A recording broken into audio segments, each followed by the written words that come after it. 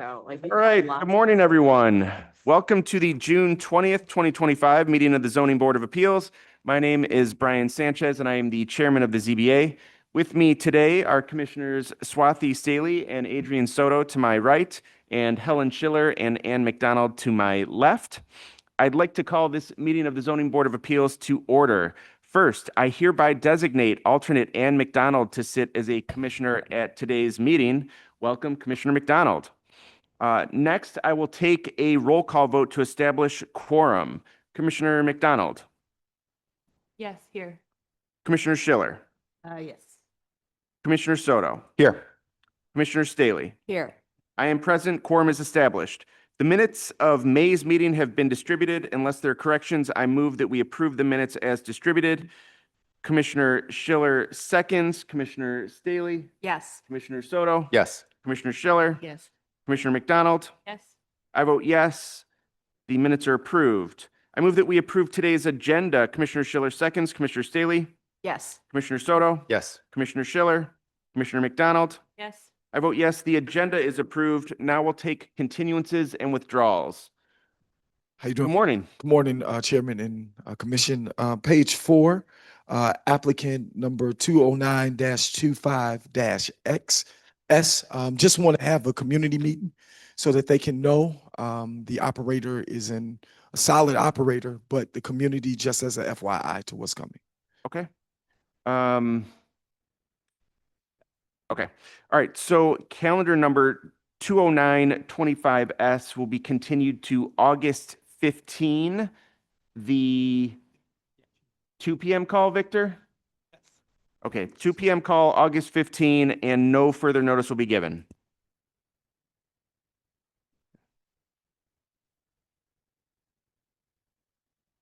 Okay. Any other continuances or withdrawals? Wow.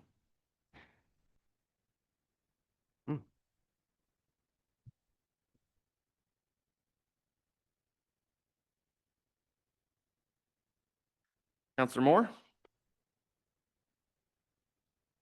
Thank you. I have a case today at 103, wait a minute, I'm sorry, 2609 West Gladys, 21025Z.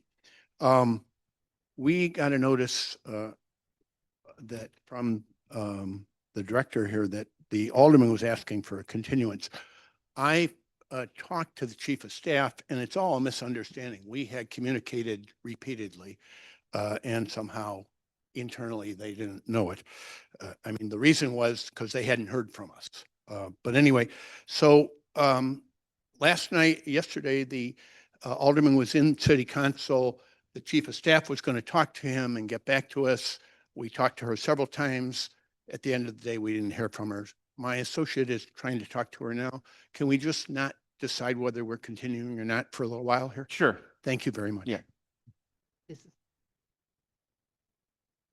And then, Chairman, that's also the same situation for the other case in Alderman Irvin's ward on Madison on page 1, 5040 West Madison Street.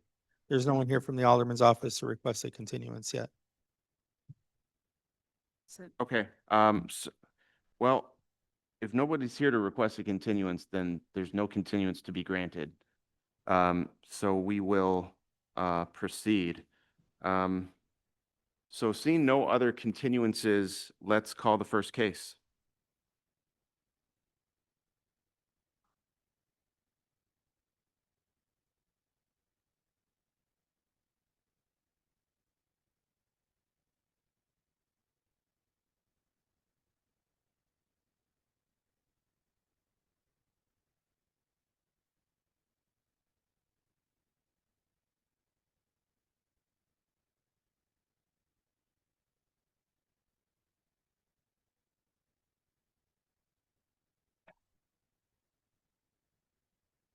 Good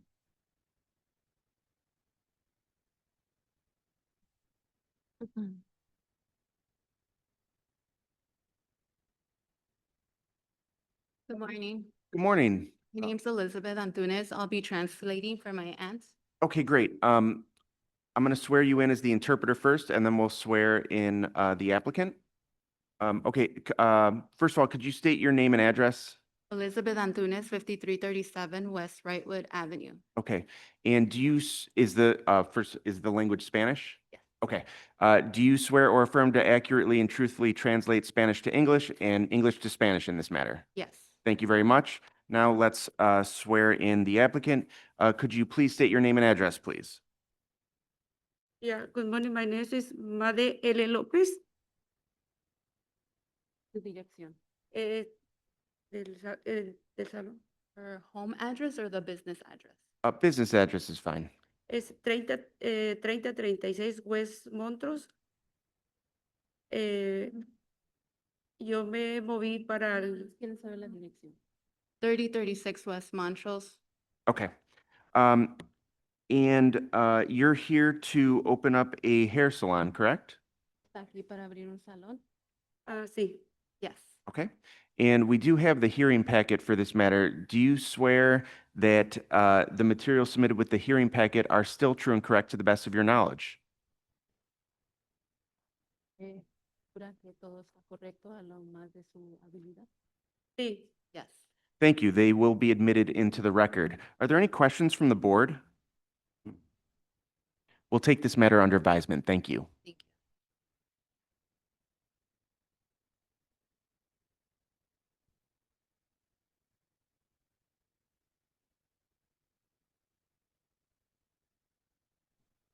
I mean, we can pass it, and if somebody comes, then we'll deal with it.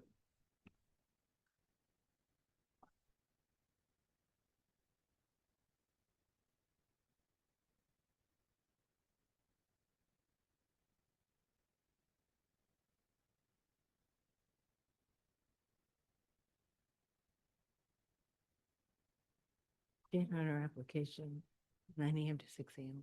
Maybe we'll stay, Oh. but we need to clarify. Yeah, okay, good catch.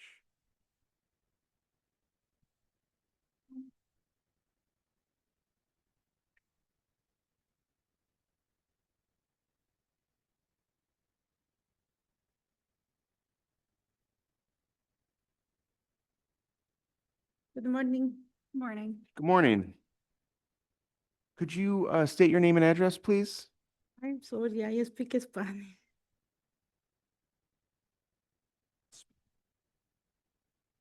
Needs a translator. Yeah. Would anyone like to act as the translator for English to Spanish and Spanish to English for this matter? Thank you.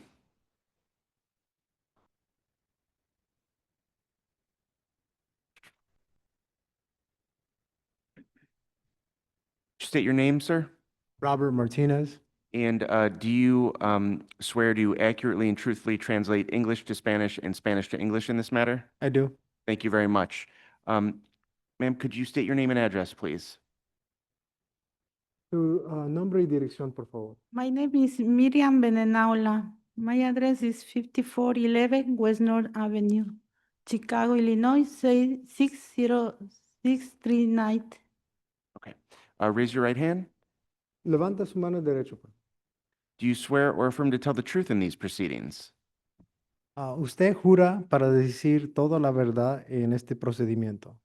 Yes, Okay. So you are here to open up a hair salon, correct? ¿Estás aquí para abrir un hair salon? yes, And we do have the hearing packet for this matter. Do you swear that the materials submitted with the hearing packet are still true and correct to the best of your knowledge? Sí, es cierto que todo lo que has entregado es la verdad de lo que usted sabe. yes. Okay. And I do have, you can put your hand down. Okay. I do have a question for you. In the hearing packet, there may be a typo. It says your hours would be 10 a.m. to 6 a.m., but I think you meant 10 a.m. to 6 p.m. Is that correct? En su aplicación dice que usted quiere su licencia para 10 de la mañana hasta 6 de la mañana, pero pensamos que su aplicación es para 10 de la mañana hasta 6 de la tarde. ¿Está correcto? Sí, está correcto. Okay. So we will amend that on the record to reflect that the hours, the closing hours for the business would be 6 PM, not 6 AM. Are there any questions from the board?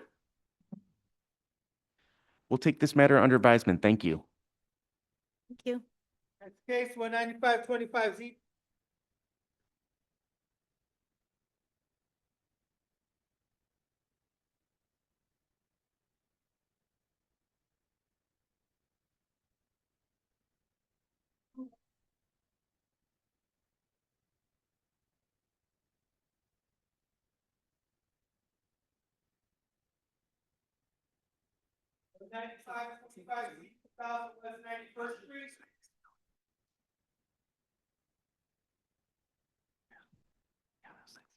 Joshua Mercer, Kenya Mercer. And I don't see them. Let's pass it.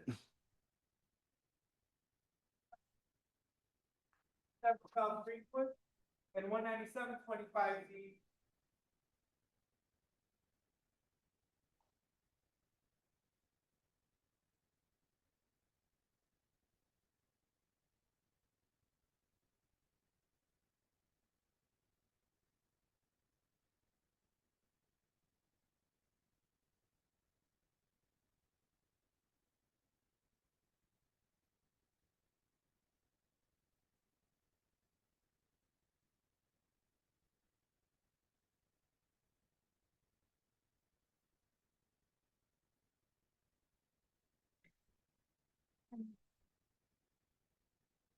All right, good morning. Would everyone planning to testify, please raise your right hand?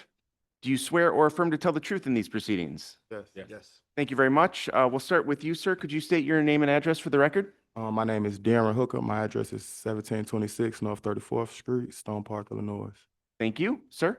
Anthony Kaloje, 2810 Weaver Lane, Batavia, Illinois, 60510. Thank you.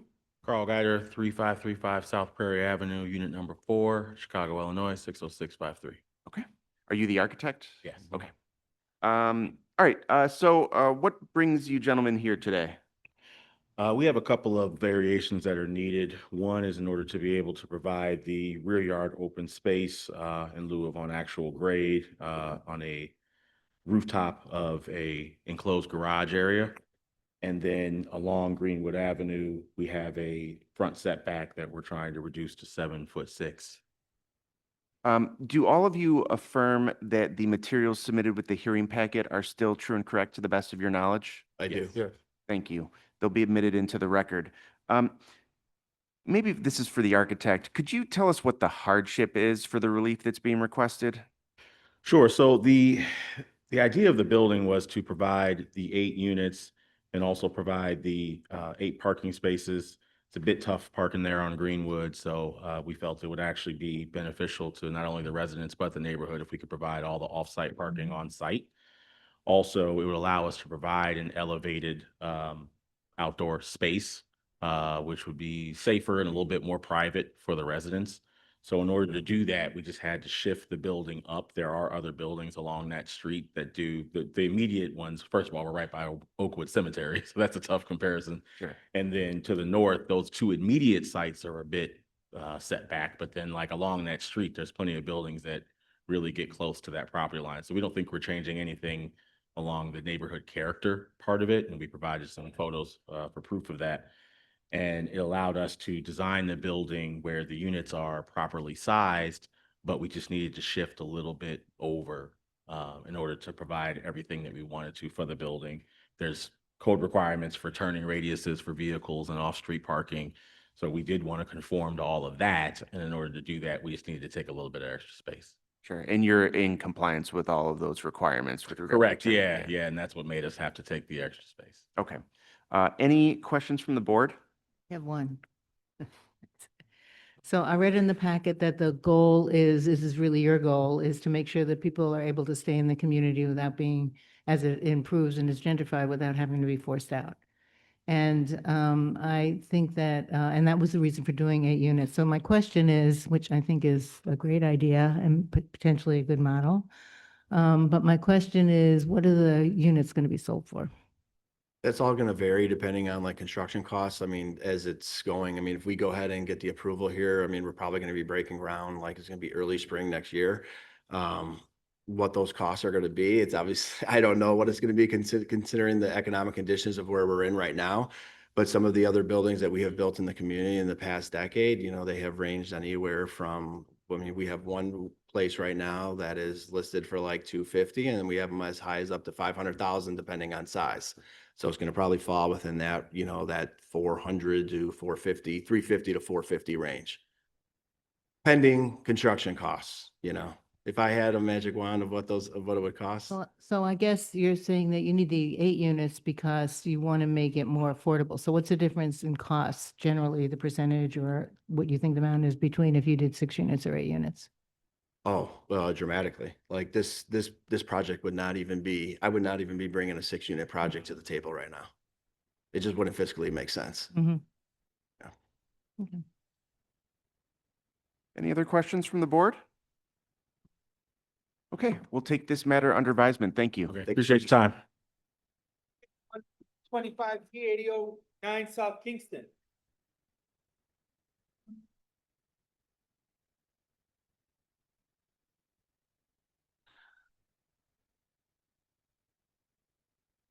Morning.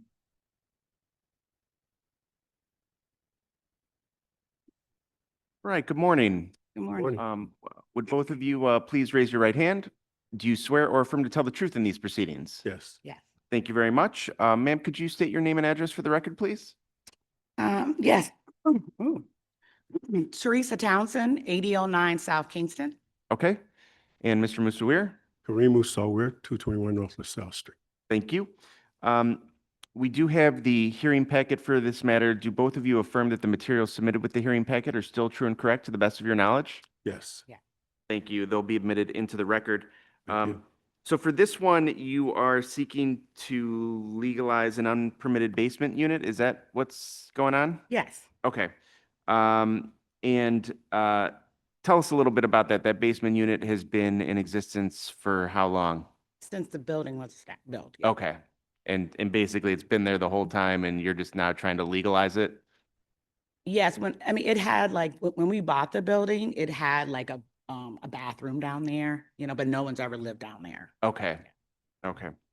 And you're renovating it as well. Is that true? We are renovating it. Yeah. We had a small fire earlier last year sometime, so. Right. Okay. Are there any questions from the board? How old is the building? It's pre-1950. Thank you. Any other questions from the board? All right, we'll take this matter under advisement. Thank you. Thank you. 19925Z 225Z 7801 South Troop.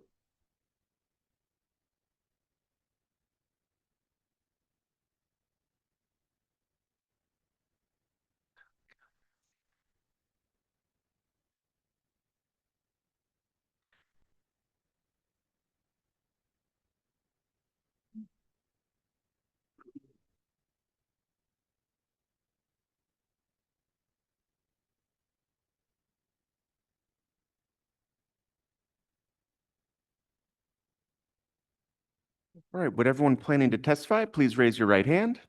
Do you swear or affirm to tell the truth in these proceedings? Yes. Thank you very much. Ma'am, could you state your name and address for the record, please? Kimberly Limemore, 7801 South Troop, Chicago 60620. Thank you. Sir? Roland Zielinski, 230 West Huron Street. Thank you. What brings you to here today? We are looking to add an elevator to our church structure. Got it. And we do have the hearing packet for this matter. Do both of you affirm that the materials submitted with the hearing packet are still true and correct to the best of your knowledge? Yes. Yes. Thank you. They'll be admitted into the record.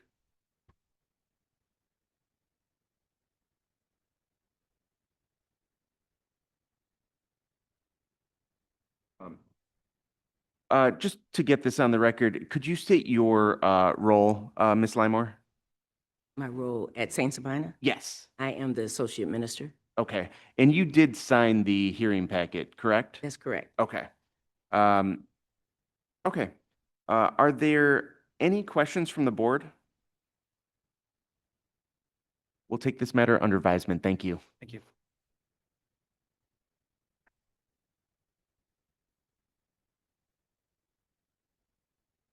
Okay.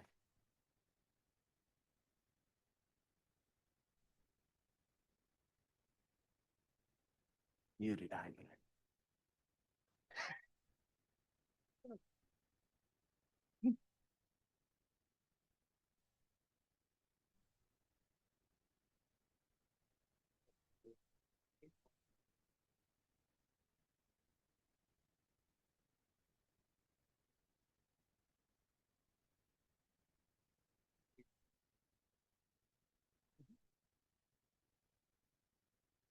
Right. So I think we've got somebody from Alderman Irvin's office. Is that correct? Yes, that is. Yes, that is correct. Could you state your name and role? Of course. My name is Ursula Coleman. And I'm here on behalf of Alderman Jason Irvin. And I'm here for items, well, the first one is on page 1. And I believe that's the 5040 West Madison. Okay. That's Case number, yeah, go ahead. okay, case number 19325, S as in Sam. Okay.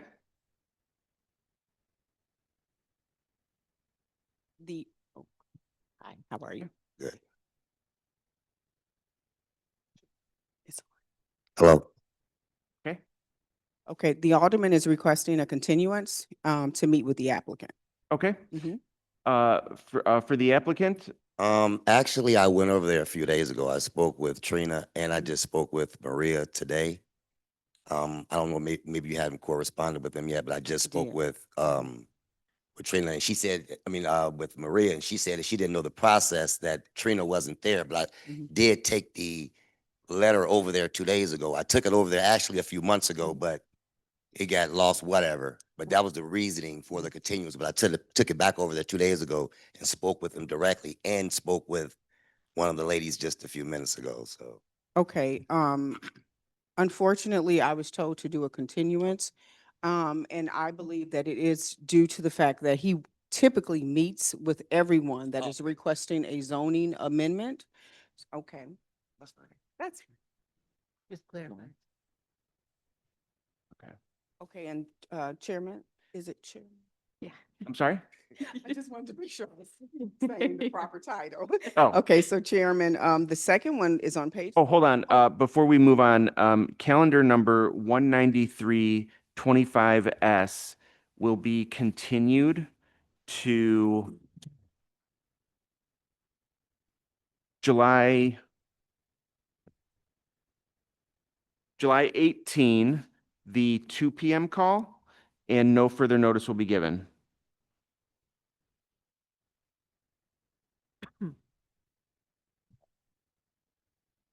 To apologize. Oh, yeah.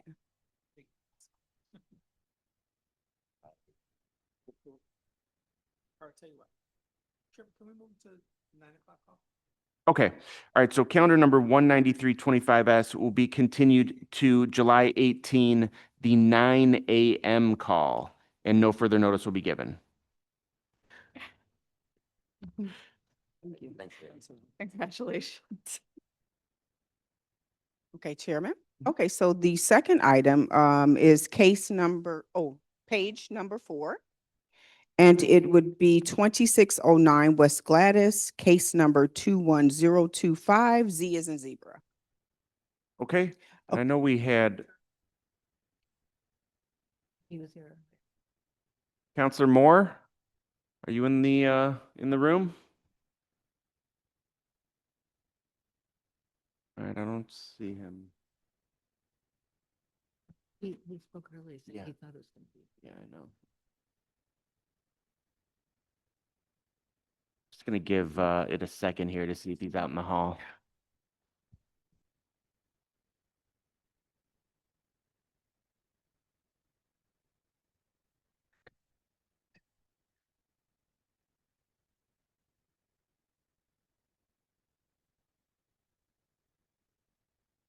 There he is. Here we go.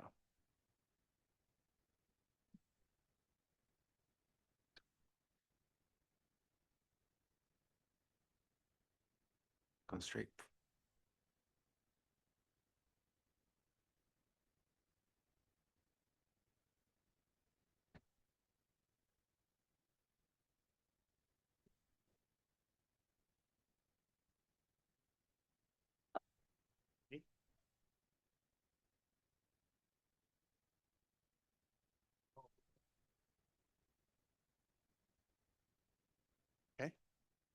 So Chairman, Alderman, Mike.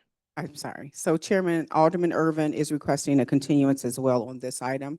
And it is, it's due to the fact he'd like to meet with with the applicant. Okay. Response?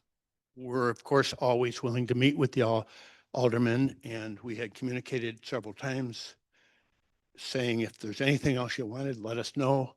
And the first we heard about this was a few days ago. We said we'd come any day this week. I talked to Trina. Mhm. Anyway, that's where we are. Okay. Yes. Okay, all right. Calendar number 21025Z will be continued to August 15th, the 2 PM call, and no further notice will be given. Thank you very much.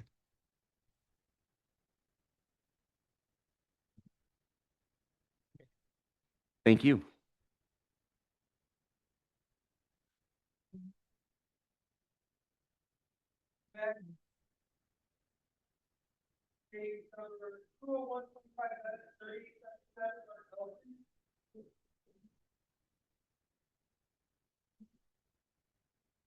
It's July 4th, According to Victor, but we did pay, we did. July.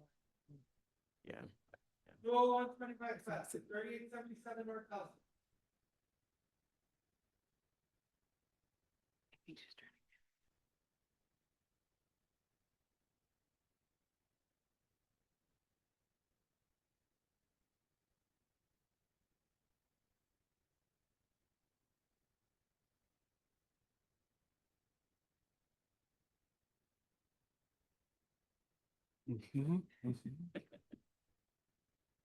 Good morning.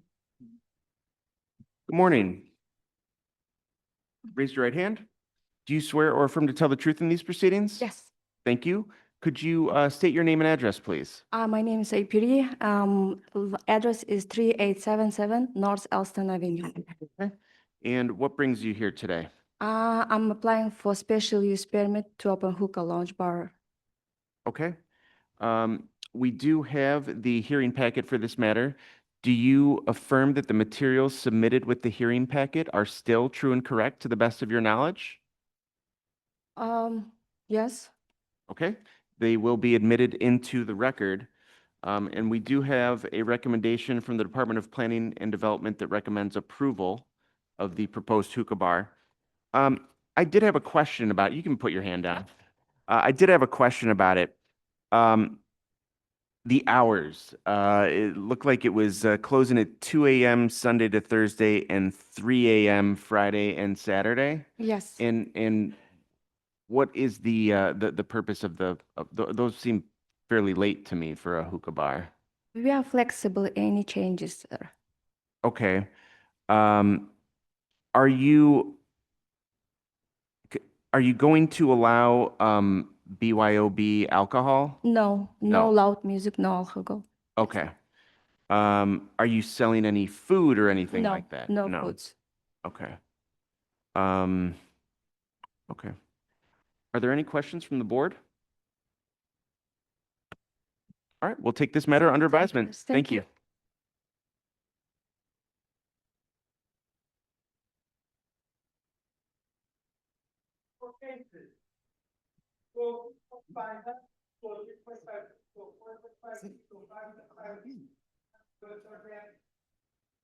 Chair, for the record, I'm recused from this matter.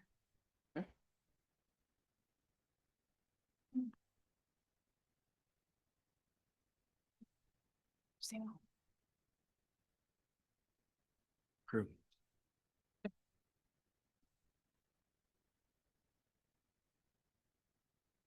This is like burger.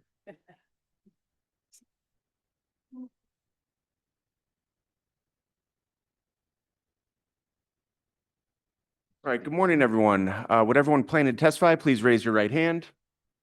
Do you swear or affirm to tell the truth in these proceedings? I do. Thank you very much.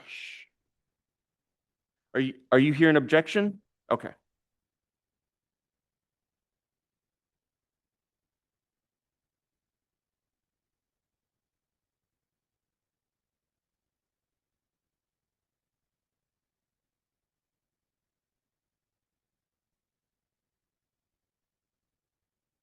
And sir, you didn't sign up as an interested party, is that correct?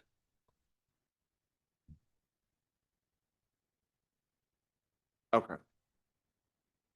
Oh, yeah. Could we get that microphone? There we go. Could you say that again? Yeah, I live on the 1600 block of Mobile, but I believe I don't qualify as an interested party because I'm in the middle of the block, like 500 feet away. Okay, great. So you're going to have the opportunity for public comment. Okay. Once we're finished with the applicant here, you'll get 2 minutes to state your concerns. Thank you. All right, Counselor Asaro, please give us a brief overview of the application and introduce your witnesses. Absolutely. Thank you. And good morning to the members of the board. My name is Lenny Asaro. I'm a partner at the law firm of Faegre, Drinker, Biddle and Reith. I represent the applicant McDonald's Corporation. The subject property is located at 6300 West North Avenue. The applicant seeks the following: a special use to establish a dual lane drive-through to serve a proposed fast food restaurant. Second application is a variation to reduce the required 60% transparency requirement by 25% along the south elevation. The third application is a variation to allow the building facade along the sidewalk to be greater than 5 feet along West North Avenue and North Mobile Avenue for a proposed one-story restaurant for the drive-through. And the final application is also an application for a variation for the driveway and vehicle access standards under the zoning ordinance. The subject property is approximately 47,000 square feet, currently improved with an approximately 12,000 square foot former Walgreens drive-through pharmacy. McDonald's has entered into a lease with the owner of the property to develop and operate the new McDonald's restaurant. McDonald's proposes to demolish the existing building and construct a new approximately 3,965 square foot one-story McDonald's restaurant with a dual drive-through lane merging into a single lane. The restaurant will have an inside dining area. There will be 41 parking spaces on site. 2 of the spaces will be ADA accessible. Proposed hours of operation for the restaurant lobby is Monday through Sunday from 5 a.m. to 11 p.m. And then for the drive-through, Monday through Sunday, 24 hours. We have submitted as part of our application, among other things, a site plan, a landscape plan, truck circulation plan, floor plan, elevations, and an evaluation report prepared by Jason Jarrett of Oker and Kissel Associates. Here today, in support of this application, are our client representative, Chris Stepp, construction manager, U.S. Restaurant Development for McDonald's, Dan Olson, president of Upstream Design Group, Joe Kirchner, project manager at Lingle Design Group, and Jason Jarrett, who I mentioned, AICP Oker and Kissel Associates, and the property owner, last but certainly not least, Eric Dams. I just wanted to just add that this was a process that has started over a year ago. There were at least, I believe, 4 community meetings that were initiated and hosted by Alderman Taliaferro. There has been constant engagement with the Alderman's office and with the community with respect to this project. I make all of our witnesses available to the board for questioning. Great, thank you very much. For all of the witnesses, we have the hearing packet for this matter. Do all of you affirm that the materials submitted with the hearing packet are still true and correct to the best of your knowledge? Yes. Yes. Thank you. They'll be admitted into the record. Are there any questions from the board? I'm just having, I'm having a little trouble. Can you just someone point out on the diagram of the building where the drive-through is? I mean, not where the drive-through is, but where the microphone is, where people will be making their order. Sure. Dan. Yeah, I will do my best here. So it is On the north side of the building there, there's an island where the cars that are stacking split and come around. That's where the order points are located. I can show you. I got it here.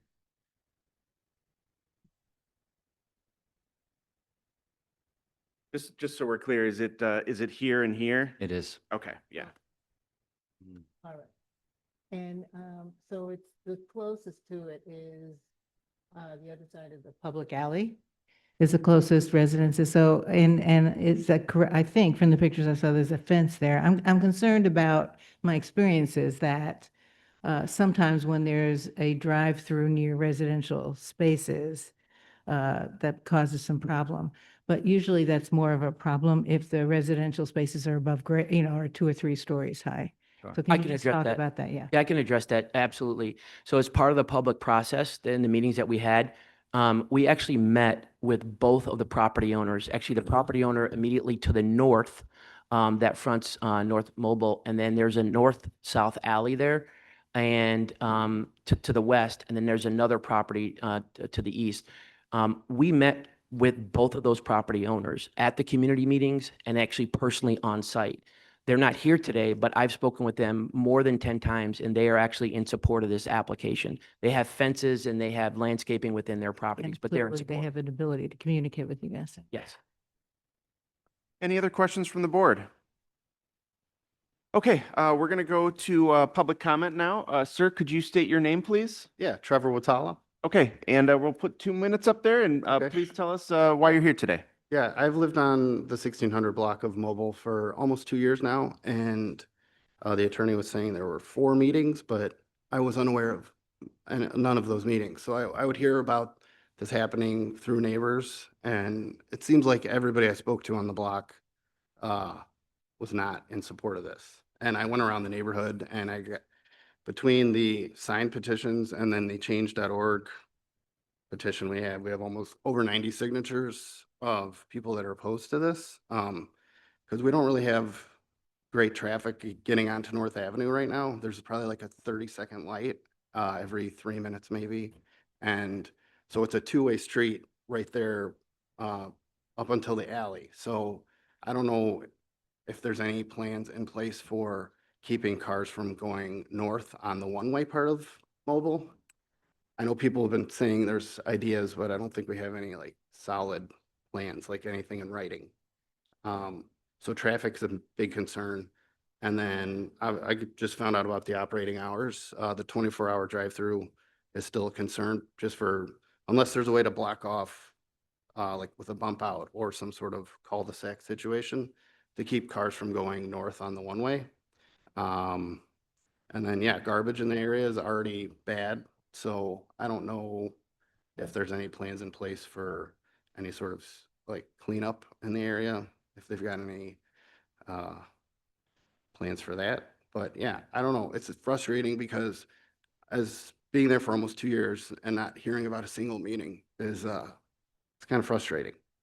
So I don't know, I'm just here as one of the residents, and I guess I thought we'd have more people, but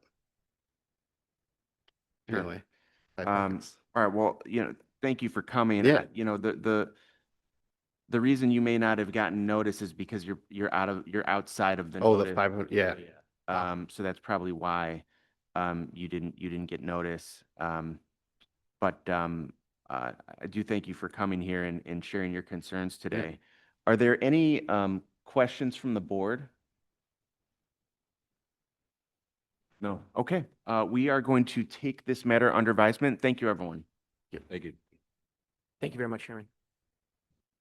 Case 5Z 1931 South Jefferson.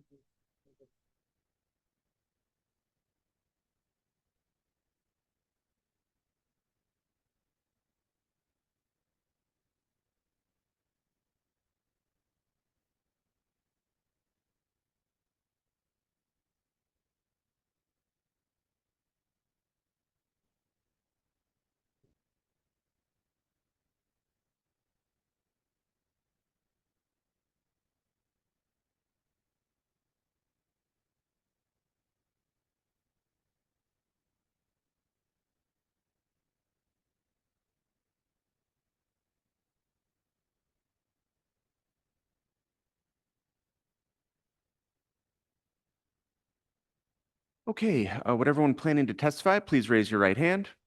Do you swear or affirm to tell the truth in these proceedings? Yes, I do. Thank you very much. Counselor Augustine, please give us a brief overview and introduce your witnesses. All right, thank you. Chairman Fred Augustine, for the record, Law Office of Sam Banks. I'm here on behalf of the applicant, PB Rose LLC. The applicant owns a property at 1931 South Jefferson Street. Property measures 50 feet wide, but only 100 feet deep. Property is currently vacant. The applicant is proposing to redevelop the property with a new 4-story building containing 8 dwelling units and 4 off-street parking spaces. The applicant is seeking variation to reduce the rear setback from 30 feet to 22.17 feet. With me this morning is, on behalf of the applicant, Conrad Sikowitz, and our project architect, Thomas Butzik. And just, Chairman, real quick, hardship, we only have a 100-foot lot deep. If it was a standard city lot, we would probably comply with the 30-foot setback, but since it's only 100 feet deep, it posed a hardship. So with that, we're here to answer any questions the board may have. Do both of you affirm that the materials submitted with the hearing packet are still true and correct to the best of your knowledge?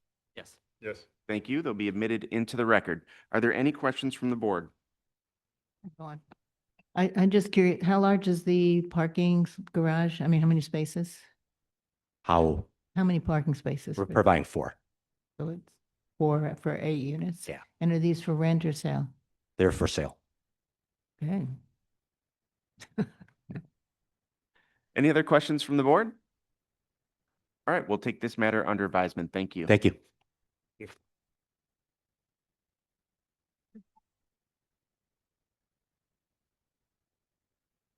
Hmm?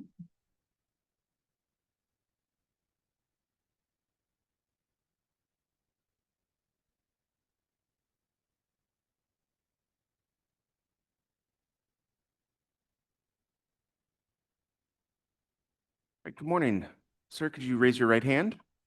Do you swear or affirm to tell the truth in these proceedings? Yes. Thank you. Counselor Pleka, please give us a brief overview and introduce your witness. Sir, good morning. Happy Friday. For the record, my name is Agnes Plaka. I'm an attorney with law firm of Jaffe and Berlin, and I'm here to represent Flawless Nail Spa Lakeview, and I have Sinsakta Kemsut. Please forgive me. Is that what, was that good? Yeah, all right. Who with his wife is the owner of this proposed establishment. Very simply, we are seeking a special use to establish a nail salon. This is a mixed-use building, commercial unit on the ground floor, currently vacant, has been vacant for some time. We're proposing to remove that vacancy and establish a nail salon. It's not a big space.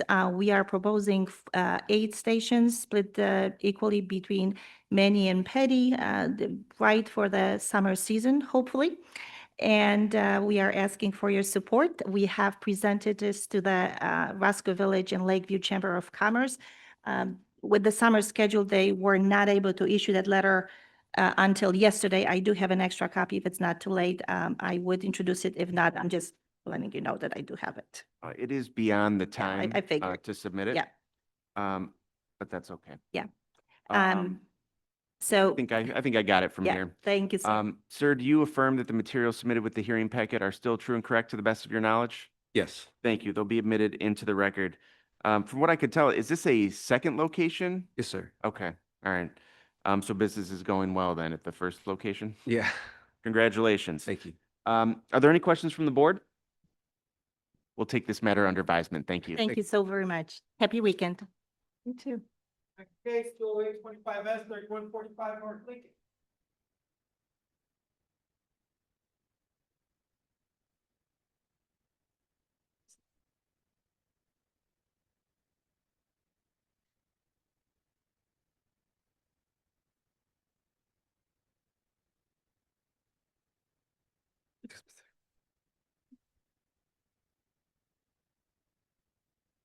All right, would everyone planning to testify, please raise your right hand. Right hand. Do you swear or affirm to tell the truth in these proceedings? Thank you.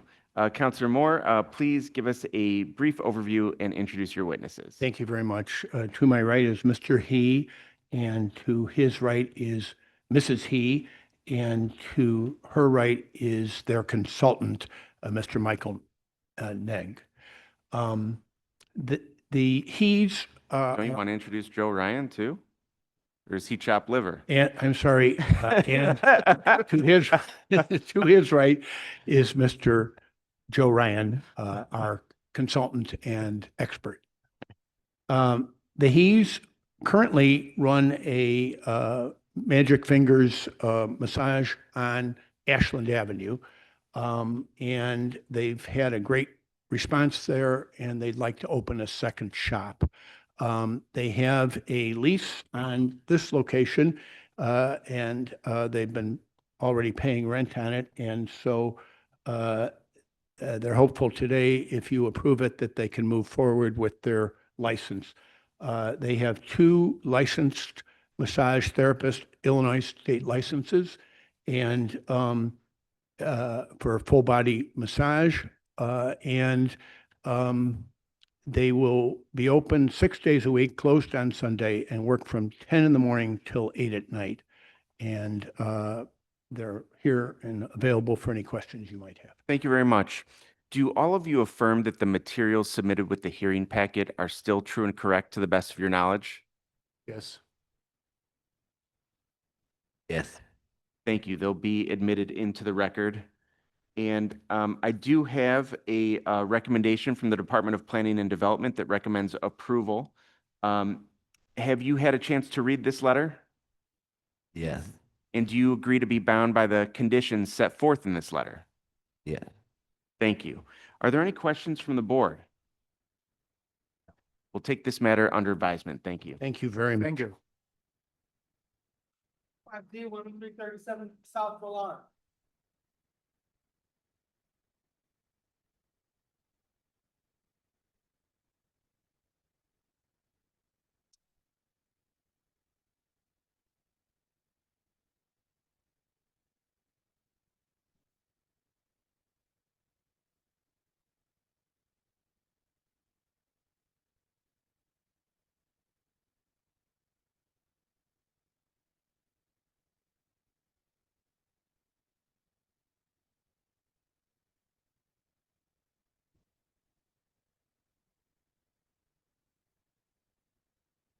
Good morning. Morning. Please raise your right hand. Do you swear or affirm to tell the truth in these proceedings? Yes. Thank you. Counselor Moore, please give us a brief overview and introduce your witness. Thank you very much. This is Michael Arberson. He lives at this address with his wife. His wife has a very serious disability and has trouble getting in and out of the house. He's put a ramp up to the door, but it still wasn't working. So he's asking for a front yard setback change, and also to continue a wall to add 9 feet so he can have a accessible entrance into the house. And he's talked to his neighbors. His neighbors have no objection. I've talked to Katrina at the 19th Ward. They have no objection. Actually, the way it works out, his house was, the house on either side really now will line up with his house. So there's no one against it, and we'd respectfully request your support as well. Thank you. Sir, do you affirm that the materials submitted with the hearing packet are still true and correct to the best of your knowledge? Yes. Thank you. They'll be admitted into the record. Are there any questions from the board? We'll take this matter under advisement. Thank you very much.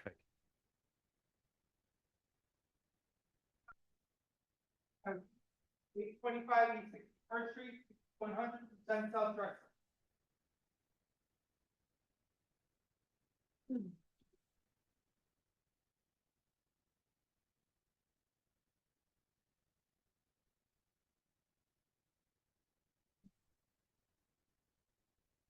Morning. Would everyone planning to testify, please raise your right hand. Do you swear or affirm to tell the truth in these proceedings? I do. Thank you. Counselor Fatikas, please give us a brief overview and introduce your witnesses. Thank you very much, Chairman. Again, Nick Fatikas for the record. I'm here on behalf of the applicant Woodlawn 6100 LLC. The applicant owns the subject property at 825 East 61st Street. It has a corresponding address of 6100 through 10 South Drexel. The subject property measures 100 feet wide by 206.6 feet deep and it's improved with a 5-story mixed-use building containing 2 currently vacant retail units at grade and 56 residential units above. Today, the building is supported by 29 off-street parking spaces. It is a transit-served location based on its proximity to the CTA Green Line station at Cottage Grove, as well as the Cottage Grove bus route. The applicant actually developed the property with the existing mixed-use building. Although the residential units are in demand and are currently occupied, the retail spaces remain vacant. So in order to activate those units, the applicant is proposing to convert the 2 retail units to a total of 4 residential units. Although the 60-unit density is permitted in the B1-5 district, a special use is required to permit residential uses below the building's second floor, and a variation is required for the TSL parking reduction for those 4 new units. That said, the footprint massing of the existing building will remain exactly as it is today. We have 3 witnesses on behalf of the applicant, Mr. Bradley Graham, our project architect, John Hanna, and our MAA designated appraiser, Mr. Joe Ryan. And with that, we'd be happy to answer your questions. Sure. Mr. Ryan, do you swear or affirm to tell the truth in these proceedings? I do. Thank you. For all of the applicant's witnesses, do you affirm that the materials submitted with the hearing packet are still true and correct to the best of your knowledge? I do. Thank you. They'll be admitted into the record. For the applicant, have you had a chance to read the Department of Planning and Development's recommendation? Yes, And do you agree to be bound by the conditions set forth in that letter? we do. Thank you. Are there any questions from the board? What are the size of the units that'll be added? The 2 new units, John, the 2 new units, the floor, the approximate square footages, I know they're shown on the plan set. If you give me a second, Commissioner, I can pull that up for you.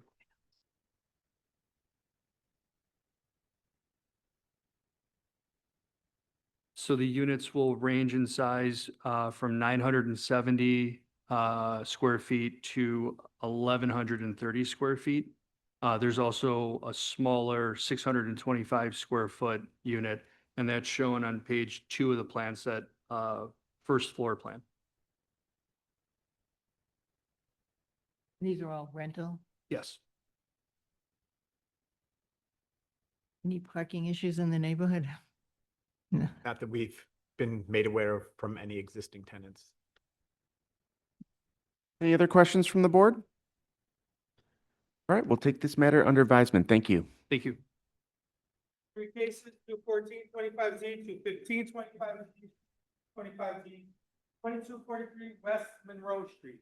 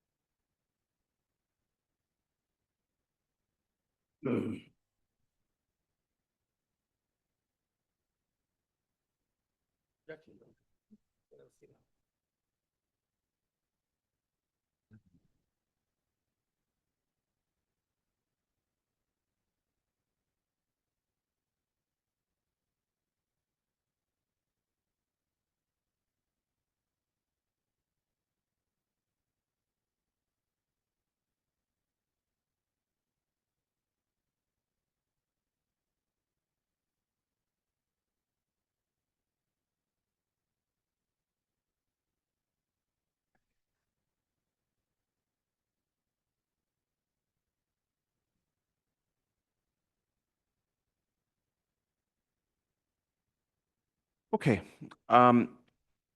Everyone who is planning to testify today, can you please raise your right hand? Do you swear or affirm to tell the truth in these proceedings? Yes. Thank you very much. For the objectors, I believe I'm correct that, They objectors as well? are you objectors as well? Yeah, if you could sit, just so that we keep it, visually it helps me, so thank you. I don't think any of you signed up as interested parties in advance, did you? Excuse me, I did, but it's submitted at like 11 a.m. on Tuesday. I wasn't aware of the 72-hour rule. Okay, okay. Yeah, we do have a rule. So all of you will be treated as public comments. You'll each get 2 minutes to voice your concerns once we get through with the applicant's opening case, okay? All right, with that, Counselor Fatikas, please give us a brief overview and introduce your witnesses. Thank you, sir. Again, Nick Fatikas from the law offices of Sam Banks. I'm here on behalf of the applicant, Judea Investments LLC. The applicant owns the subject property located at 2243 West Monroe Street. As you can see from the survey and site plan, the subject lot is irregularly shaped. It has 71 feet, 10 inches of frontage along West Monroe, but it insets 18 feet, approximately 82 feet back on the lot. That leaves 59 feet, 10 inches of lot width along the rear alley. The 9,433 square foot lot is currently located in an RM5 zoning district, and it's currently vacant. The applicant is proposing to develop the property with a new 4-story residential building that'll contain 20 apartment units. The subject property is a transit-served location, and the new building will be supported by a detached 6-car garage at the rear. In order to permit the project, the applicant is seeking variations to reduce the rear setback from the required 39.9 feet to 28 feet, reduce the west side setback from the required 5 feet to 4.67 feet, relocate 720 square feet of open space to the roof deck proposed above the detached garage. And then again, because it's a TSL site, we're seeking a companion variation to reduce the off-street parking from 10, which is 50%, to 6 spaces. All of the relief that we're seeking is directly related to the irregular lot shape and the fact that the front of the lot is wider than the rear of the lot.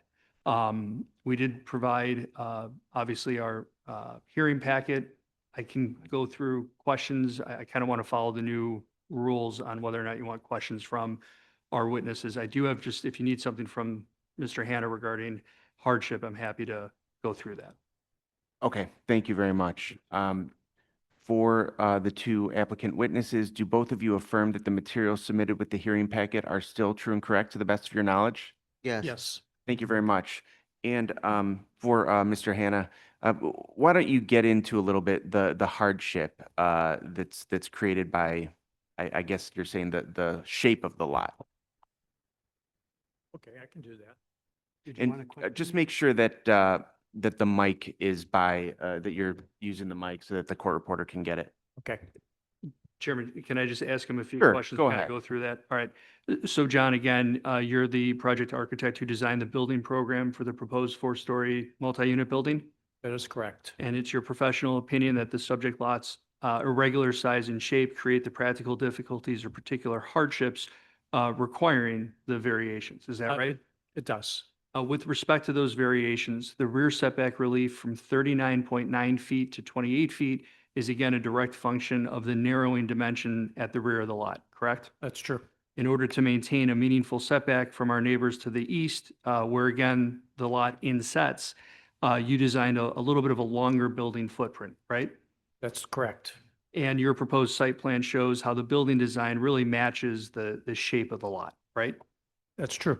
Now, on the west side of the lot, there's a 9-inch chimney encroachment from the neighboring building, right? That's right. And although your design maintains 5 feet, 5 inches of west side setback, it's actually reduced by 9 inches because of the neighbor's chimney. That's correct. But except for that neighboring chimney encroachment, the proposed west side setback would actually comply with code. True. And again, Chairman, that's all shown on the site plan as well as the survey for the subject property. With respect to the open space reduction, again, it's a little bit more technical in nature because of the rear setback reduction, right? That's right. And to be clear, the plan maintains approximately 483 square feet of grade level open space at the southeast section of the lot. It does. And that's about where the 18-foot inset on the lot is located. Yes. It also provides approximately 350 square feet of open space between the rear of the residential building and the detached garage, right? It does. So in addition, we're actually providing an additional 720 square feet of usable deck space above the garage. We are. And those totals are obviously well in excess of the technical requirement. Yes. And given the irregular lot shape and reduced rear setback, this relief, the relocating the 720 square feet of open space is the only way we can meet the technical requirement. It's true. And lastly, because the subject property is zoned RM5 and a designated transit served location, We're proposing to reduce the off-street parking requirement to 6 spaces. Yes. And again, the 59-foot, 10-inch width dimension at the rear of the lot is really the limiting factor the requested variation would overcome. It is. And it's your professional opinion that even with the relief being sought, the resulting multi-unit residential building with a detached garage will be consistent and compatible with the other multi-unit buildings in the area. Is that right? It is. Thank you. Chair, that concludes the directive. Mr. Hannah, any follow-up questions, we're happy to answer. Thank you. Are there any questions from the board before we open it up for public comment? Yes, I just had a couple questions about the parking. Did I hear you right earlier that, I guess I'd just like some clarification about the reduction. Is it 10 to 6 or 20 to 6? So per code, 50% is the requirement in a TSL. That's an automatic application. When an applicant seeks more than that reduction, the city writes the denial saying what the 1-to-1 ratio is down to what you're proposing. So the city, in just kind of practice, said it's a reduction from 20 to 6. But if we had provided a plan with 10 parking spaces on site, it would comply. We wouldn't need any parking relief. So we're posturing to the board that it's technically it's a reduction from 10, which is 50%, to 6. And again, it relates to the irregular lot shape. That 6 is the best we could do. And so you did confirm that it's just not possible to build additional parking? Correct. And what we had kind of looked at if we had an additional 18 feet of lot width, and if it was a consistent rectangle, the principal building would look a little bit different. It wouldn't be as deep on the lot, right? Because it's John designed a building that fits the shape of the lot. If that building was a little bit wider, there'd be more room at the rear of the lot to be able to accommodate 10 parking spaces. We wouldn't need that specific relief. We probably wouldn't need any relief, maybe the 9-inch chimney encroachment, but the rest of the project would comply. It's the odd lot shape that's necessitating the design of the building and the variations that follow. And did you evaluate building fewer units on this? We did, but part of this program is a purchase of property from the city of Chicago. And part of that is, again, part of the Transit Serve Location Initiative. So in order for us to provide 4 affordable units, which is part of our program, we're committed to the 20. What I would also say is, I think that question explains the hardship in a way, because of the odd lot shape, a developer is put in a position where they're forced not to be able to use all the entitlements afforded by the RM5 district. So it is possible if we designed a 12-unit building, it would comply with 6 parking spaces. But again, 12 units is significantly less than what's actually allowed is 23 units. We're only providing 20. And it was, again, to keep a consistent floor plate for 5 units per floor. And if you did 12 units, that would not be financially feasible? Would not be financially feasible.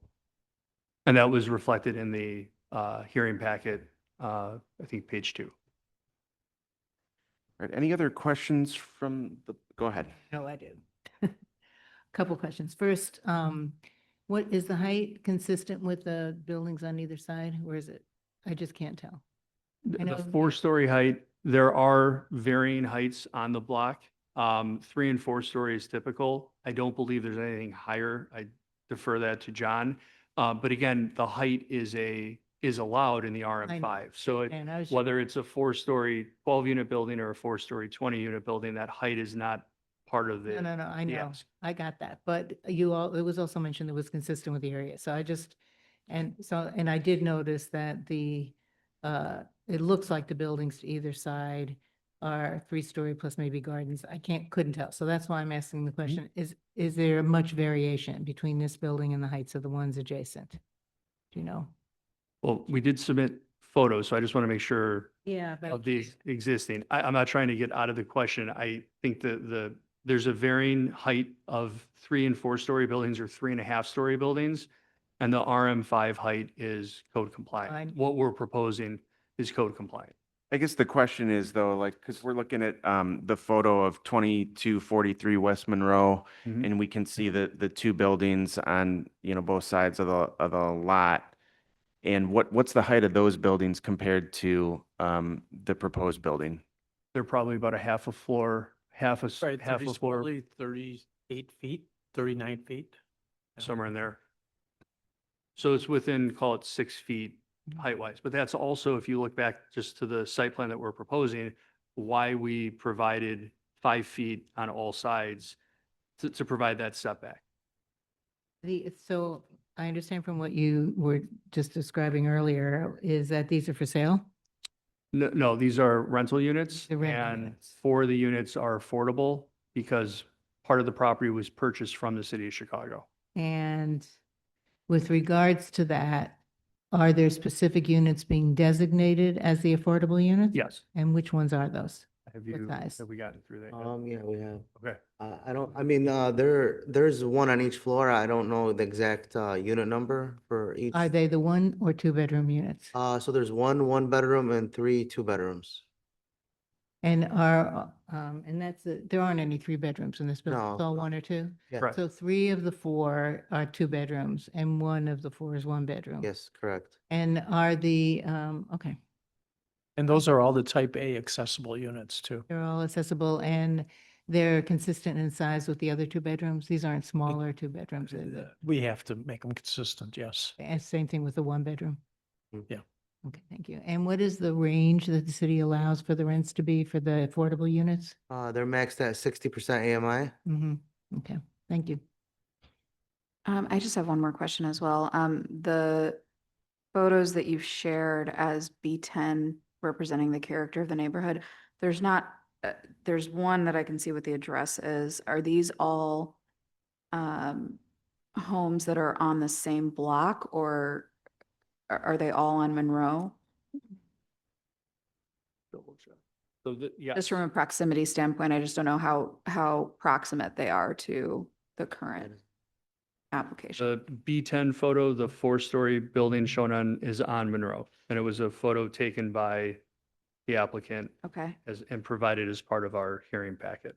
okay. I think there's like 3 or 4. And then there's a couple. And again, I'm trying to answer the question that was asked earlier. Yeah, It's a number of the buildings appears 3-story, but they're raised 3 stories. So whether they have a basement or whether they have an attic, 3.5 story, but there are examples of 4-story buildings in the immediate area as well. okay. That's what I was just trying to confirm is that the photos that were provided in B10 were in the immediate area. Correct. And then you look to B10, that's 2212 Monroe. So Mhm. obviously on Yeah, Monroe, but another yeah. taller building. So I do believe it is within scale compared to several of the other neighboring buildings in that immediate vicinity. Okay, thank you. All right, any other questions before we open it up for public comment? All right, we're going to open it up for public comment now for the board to consider. Who would like to go first?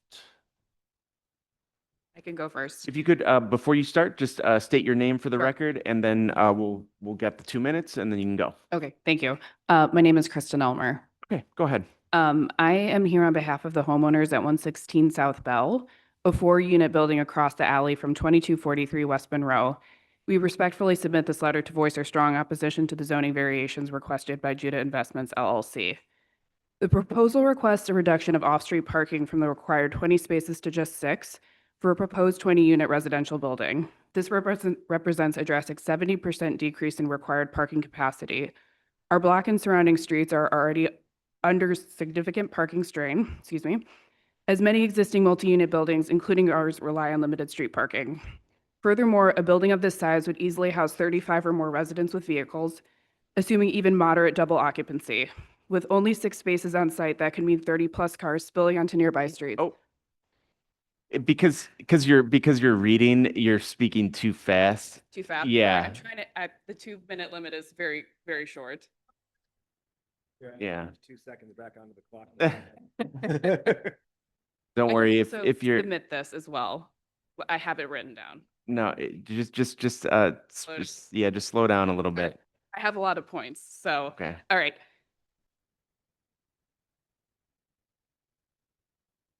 Effectively, this unit could house 35 or more residents with vehicles, which would mean there would be 30-plus cars spilling onto the streets. It would cause congestion, competition, and potential safety issues, particularly with families with young kids, seniors, or individuals with mobility needs, which the neighborhood has. A 20-unit building of small units is highly unusual and out of character for this predominantly low to medium density residential neighborhood. Most buildings are single-family homes, 2 flats, or small unit buildings. The largest in the area is a 15-unit building at 204 South Levitt, and it did need board approval, but it has green space and parking. The introduction of a high-density structure on a standard city lot would threaten to erode the architectural and community fabric of the area. It could also lower surrounding property values and make the area less appealing for families and long-term homeowners. We have additionally seen increased issues with unmanaged waste and illegal dumping as density has risen in the area. As a 20-unit building, especially one with minimal rear yard space, it'll generate high waste volumes. Without a detailed and enforceable plan for waste containment, pickup, or storage, we anticipate overflowing bids, pest problems, and general sanitation. Thank you. Who would like to go next? Go ahead. State your name. Yep. My name is Rajiv Nathan. Okay. I am a owner at 2253 West Monroe Street, and I'm representing a block of row homes from 2253 to 2259 Monroe. That's 4 buildings, 5 residences, and a combined 8 cars. None of our row of homes has access to alley parking because of the way structurally this is set up. We all have to park on the street. This is also the case for several homes on the 200 block of Bell and for 111 and 113 South Oakley. The primary issue I want to address is 6 parking spaces for 20 units. As it stands right now, we are fighting for parking on this street. The United Center is 4 blocks away and hosts 200 plus events per year. From this alone, our row of homes, plus additionally outside of just our block of row homes of 4 homes, we have a major inconvenience as is with finding parking on any time there's an event, which is more than 200 days a year. Adding another high-density building without adequate parking is only going to compound this issue. Yes, there's proximity to public transit, but to my neighbor's point here, there are plenty of seniors, plenty of people where walking 5 blocks to a CTA stop is not reasonable, or it's just not the line that gets them to where they need to go to get to work on time. Let's not even forget certain people in the area have caregivers who come to the house every day. On top of that, I also want to address that there are several more empty lots in the neighborhood that will get developed in the coming years, adding additional traffic. The Van Buren Park Apartments at 2045 West Jackson does not have parking for its residents.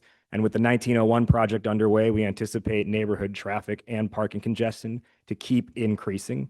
Last thing I want to point out here, or with my available time, maybe I'll get 2 things in here. I believe this may be a violation of code 17-13-1101-C, which does not allow for a reduction in more than 5 spaces or 20% in currently available off-street parking. All right. Thank you very much. Let's proceed to the next. My name is Emily Kende. I live at 2250 West Adams Street. I've been a resident of the neighborhood for over 10 years and have watched it dramatically change in that time.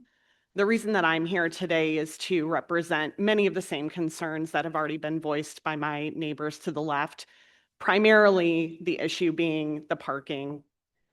Obviously, we're all excited about new developments coming to the neighborhood and would much rather have buildings rather than blank spaces. However, doing it in the right way is important. And in our neighborhood, having a lot of new developments in the last few years has resulted in difficult street parking. And so I would also just like to reiterate that having 6 spaces for a 20-unit building is the wrong ratio for our neighborhood. Thank you. Thank you. Sir? I'm her husband. I just concur. Okay. Smart man. Sir, would you like to go? Yes, my name is Bernardo Salazar. I'm at 2255 West Monroe Street. I'm one of those homes that has no access to the alley, no garage. And I want to speak specifically more so because I do feel like Rajiv covered kind of our predicament along with our other neighbors about just the complete lack of parking, how hard it is to find. I have 3 children, one of which is special needs. So right now, as it stands, it's very difficult to find parking near my house or in front of my home. So I have 3 children, 1 is special needs and a 6-month-old. So I mean, we're really up against it. There's no other options for us. I have no access to a garage. So if this goes through, I'm gonna have to try to submit and try to get some special parking, handicap accessibility for my son, which will reduce the street parking again. To my other neighbor's point, I think that this neighborhood has come and is coming such a long, wonderful way, and we want nothing more to be able to accommodate all of our neighbors, and have access and just housing for all of our neighbors. However, in the area, the parking permitting is not strict, and if it does get strict, I do feel that would be even more restrictive on some of our lower income neighbors, whether it's in the form of getting tickets or just applying for these things or access. And I'd like to hit on this briefly. Information, obviously, in this neighborhood, we're doing our best to try to hear, what's coming down the pike for us. We didn't know about the number of units planned for this, but that's neither here nor there. We do know that now, and this is what we were able to sum up literally in less than a week. So we have neighbors that are voicing their concern. We just weren't able to get them here on time with jobs and the working class community that it is. And I don't feel that it matches the direction that this community is and this neighborhood is going. This would be a sore thumb on our block. Thank you. Ma'am? Hi, my name is Alice Jordan. I just want to stress a couple of things. The parking bans, in our neighborhood, we get a lot of parking bans. We had one on Father's Day. So we could do residential parking, but when they do a parking ban, and that is coming from either City Hall or the police department for good reason, whether it was the Democratic Convention, you're pushing people that live on the street off because of those extreme matters. The other thing is there are 3 schools in the area. So we want to make sure we can accommodate their visitors, their parents, and the rest of it. So we've got a lot of, the Boys and Girls Club and a very small area in a good way. We want to make sure that our area stays accessible and people can come to it and, use the track and all the rest of it. Thank you. All right. Are there any questions from the board before we take this matter under advisement? I guess I have one more question for council. Do you address the issue raised regarding the code that was cited by one of the speakers just now? Yes, Did you absolutely. hear the provision? And I do you did, know what and that was? that provision applies to properties outside the transit served location zone. And not only that, but properties that aren't in residential districts that aren't R5 or higher. So the TSL, transit served location ordinance, applies to RM5, 5.5, 6.5 in the residential districts. Again, I don't want to, we're not here proving that we're a transit served location. We know we're a transit served location. In theory, we could ask for 0 parking. I believe one of the neighbors had mentioned that there were 2 other new construction projects that had a 0 parking ratio. We understand that parking's an issue in the area. We're doing the best we can by providing the 6 spaces we can. I want to be clear with the board. We'd love to be able to provide more. We just have an irregular lot shape where 6 is the most we can do. So I just, it's difficult because we know we're a transit served location. We know we're a unique lot. We're still trying to provide the parking that we can. It's a 30% ratio. Again, there are examples of 0 ratios. There are examples of 100%. We think for new construction pursuant to TOD, we're in line with the city policy, and we're certainly compliant with the code sections. We wouldn't be here if we wouldn't be eligible for the variation if we were. Correct. Okay, any other questions from the board? All right, I do want to thank everybody for coming out and providing your concerns and for presenting your case. We will take this matter under advisement. Thank you. Sorry. Yes, ma'am. Oh, hold up. Got one more. We've got one more. I haven't had time, I haven't had time to look at this, but I want to ask the question. Is there, with regards to the request with regards to side yards, if, I don't even, honestly, I hadn't thought of this earlier, so I don't know the facts. I It's okay. should, but I can't remember them. Is it possible if there were less green space in the immediate area of the parking or some slight configuration that there could be more spaces? Unfortunately, not because of the 51 or 59-foot width at the rear. So even if we carve the building back, we'd still have to provide access. The 59, 10-inch rear width dimension is the limiting factor. That is what we're basing the parking request, the variation for parking exclusively on. Again, we talked about it earlier. If we had the full 70 7 feet 10 inches that we do at the front, then yes, there would be an alternative design to provide at least 50% parking, rendering the parking component moot. Unfortunately, we don't have that. We're 18 feet short because of a unique lot size and shape. I'm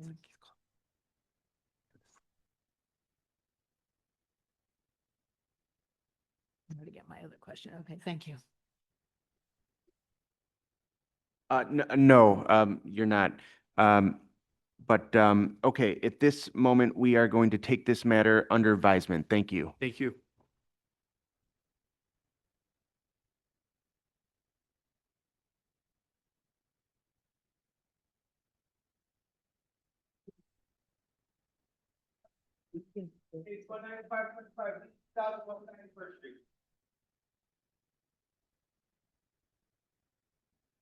What did you call it? I'm sorry. West 91st one. No. I see. Okay.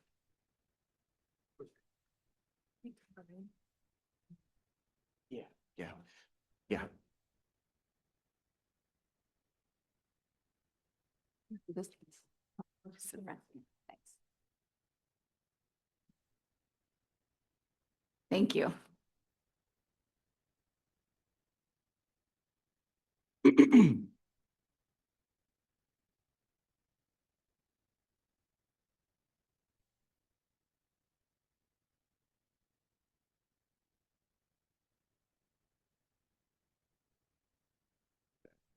Yeah, we're on 195. Okay. Okay, sir, could you raise your right hand? Do you swear or affirm to tell the truth in these proceedings? Yes. Thank you very much. Please state your name and address for the record. Yes, my name is Joshua Mercer. My address is 2000 West 91st Street, Chicago, Illinois, 60643. Okay, and what brings you here today? I am here today because we are trying to make some, add a sunroom to our home.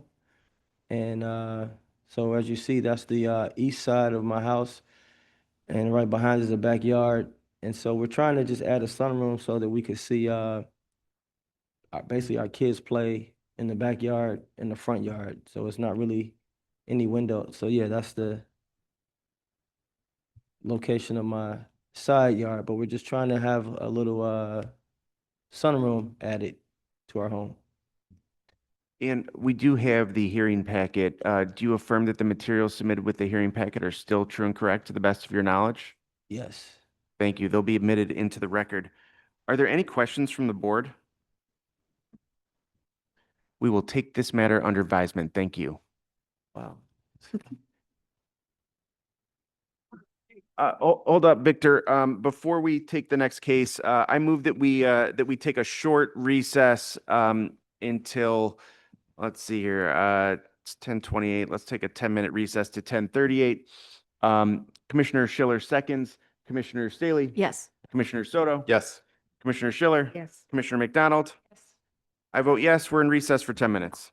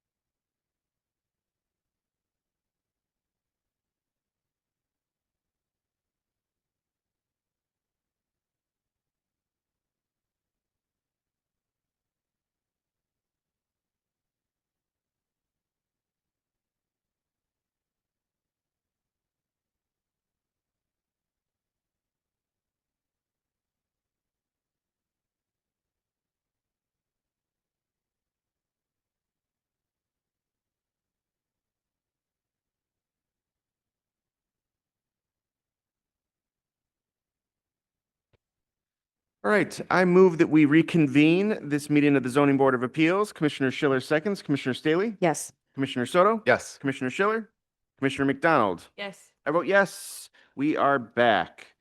Victor, please call the next case. 4821 West Irving Park Road.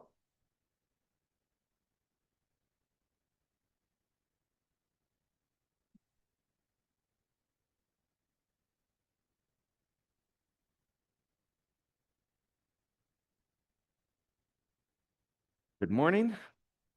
If you could raise your right hand. Do you swear or affirm to tell the truth in these proceedings? Yes. Thank you very much. Counselor, please give us a brief overview and introduce your witness. Good morning, Mr. Chairman and members of the board. For the record, my name is Nicola Patinsky, and I'm an attorney with the law offices of Samuel VP Banks located at 221 North LaSalle Street. I'm here today on behalf of the applicant Main Refinery Enterprises LLC.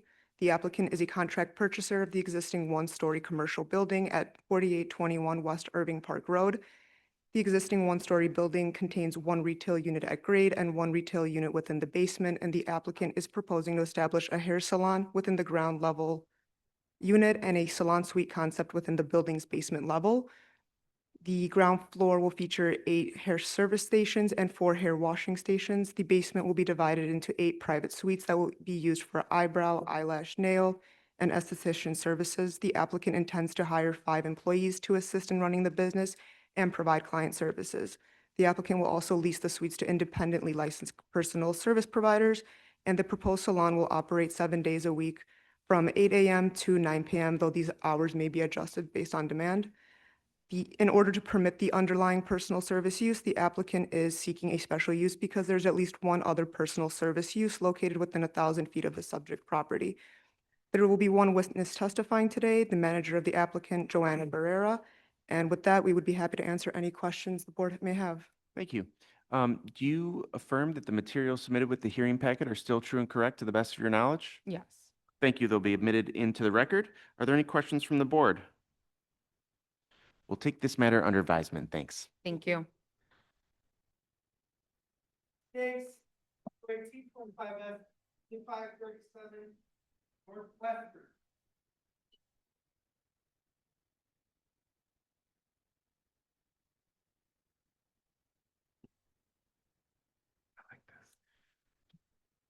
All right, please raise your right hand. Do you swear or affirm to tell the truth in these proceedings? Yes. Thank you. Counselor, please give us a brief overview and introduce your witness. Again, for the record, my name is Nicola Patinsky, and I'm an attorney with the law offices of Samuel VP Banks. I'm here today on behalf of the applicant, Chicago Nail Pro LLC.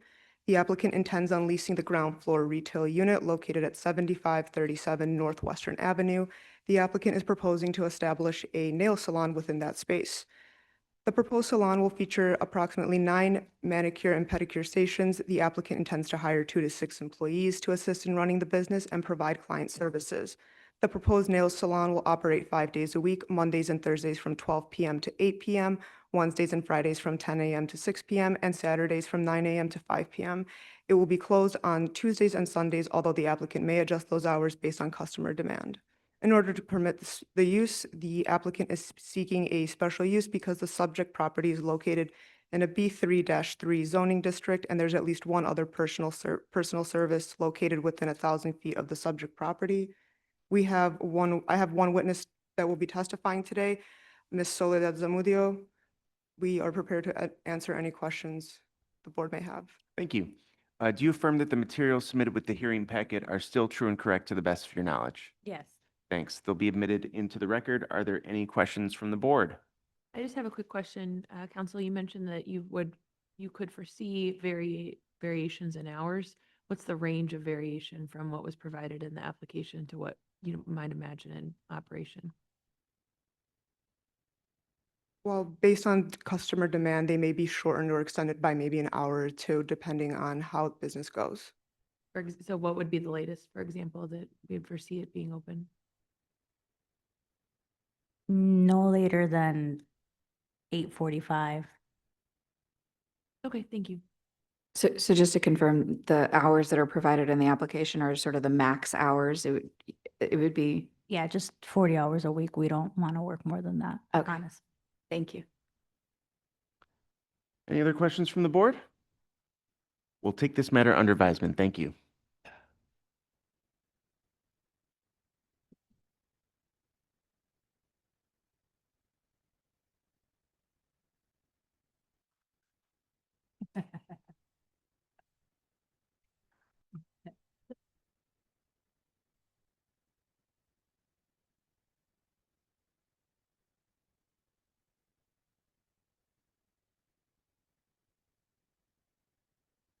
All right, would everyone plan to testify? Please raise your right hand.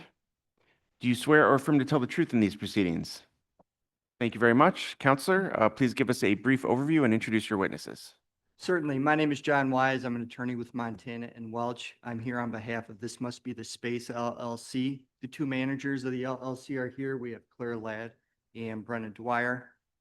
They both, currently that location was Vieira Hair Lost, and they both worked there for 5 and 3.5 years respectively.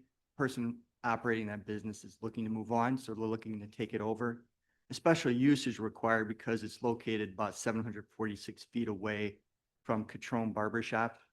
But we're requesting or asking and praying that you grant their special use request. Thank you.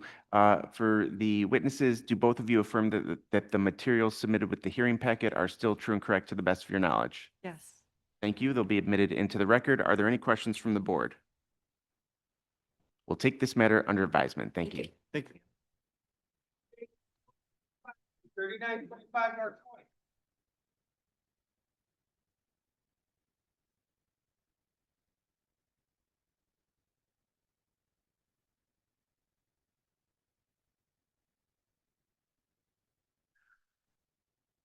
Right. Sir, would you raise your right hand?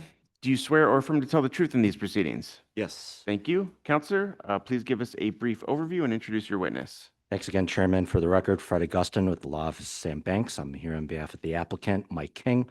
Mike owns the property at 3925 North Hoyne. It's improved with a single-family residence, as well as a garage with a rooftop deck. The applicant acquired the home summer 2023, and he acquired it directly from the developer. Here's the situation. The applicant wanted to put a pergola above the garage, so he submitted for permit. He realized the garage was built differently from what was permitted.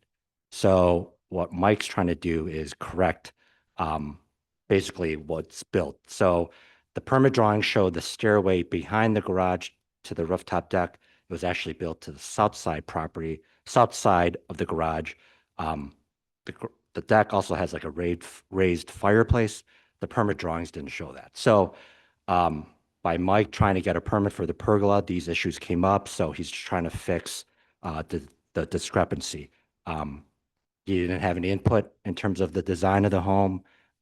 So he just purely bought it from spec. So in order to fix the garage as built, we need to reduce the combined side setback from 8 feet to 4 feet, reduce south side setback from 8 feet to 0.88, as well as the rear setback from 34 feet to 2.45 feet.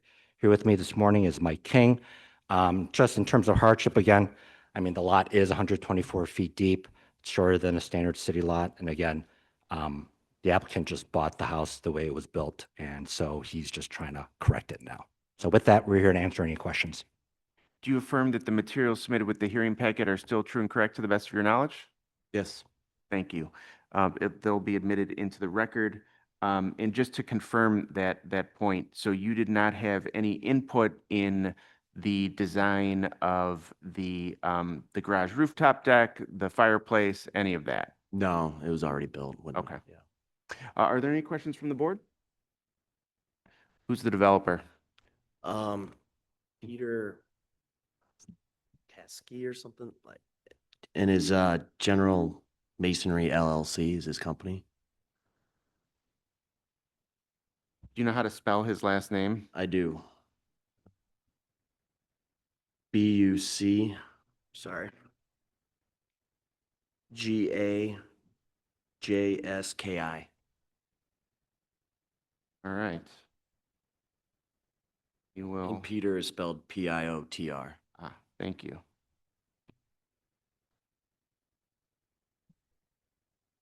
I'll go up on our wall of shame as soon as we make one.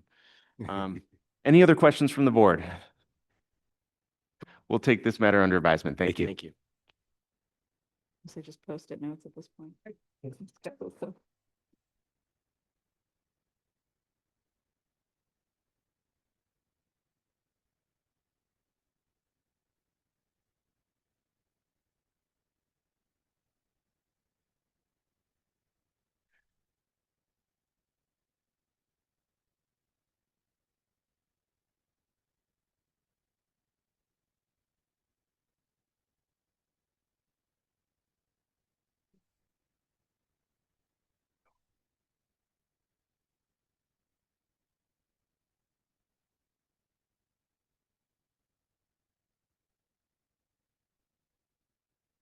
All right, would everyone planning to testify, please raise your right hand? Do you swear or affirm to tell the truth in these proceedings? I do. Thank you. Counselor Fatikas, please give us a brief overview and introduce your witnesses. Thank you. Again, Nick Fatikas from the Law Offices of Sam Banks. I'm here on behalf of the applicant, Chicago Title Land Trust Company number 800-239-1294. The applicant trust owns the subject properties located at 1954 through 56 North Orchard and 1960 North Orchard. Each property today is improved with a 3-story single-family home. Mark and his wife Victoria currently live at 1954 and 1956 North Orchard. They purchased 1960 North Orchard within the last year when that property went on up for market. Although they just finished renovating their current home, they're now proposing to combine the homes into one single-family residence. And to do that, they're seeking variations to the front setback, the north side setback, the combined side setback total, and the rear setback, all of which will reestablish the existing setback conditions on what will become a single zoning lot. So taking 2 abutting zoning lots and making them one.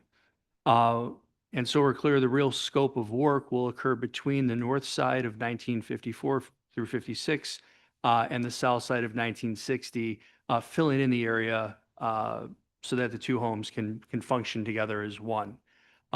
Before I introduce the witnesses, I do want to point out for the record that we met with our neighbor immediately to the north. We actually had an on-site meeting with them on Wednesday of this week based on commitments to put in scaffolding and take some extra precautions to protect the north neighbor's south wall.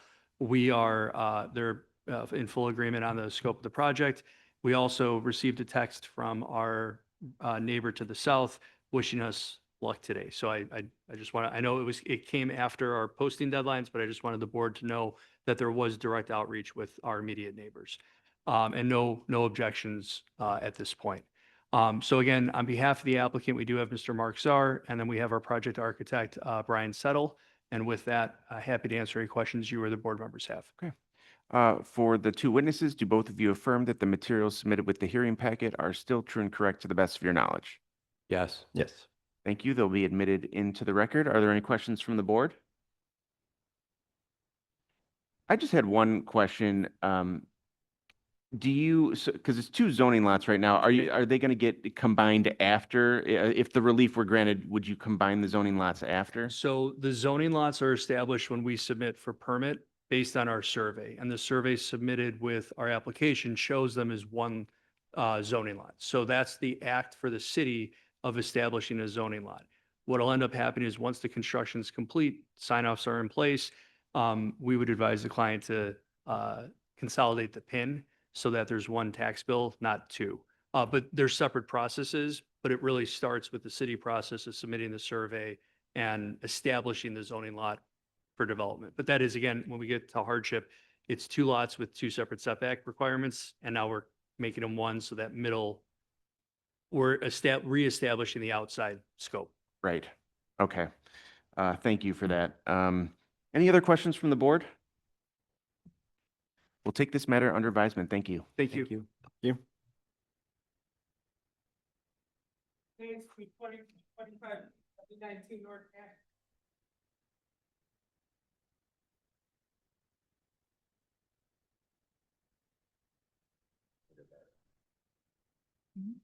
Oh, yeah. Yep. The soccer, the fence. Chair, for the record, I'm recused on this. Okay.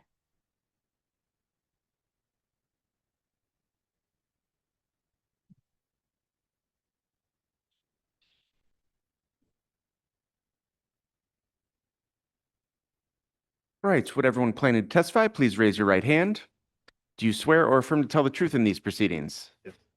Thank you very much. Counselor Borstein, please give us a brief overview and introduce your Yes, witnesses. thank you, Mr. Chairman, members of the board. Scott Borstein from the law offices of Neal and Leroy here on behalf of the Chicago Board of Education.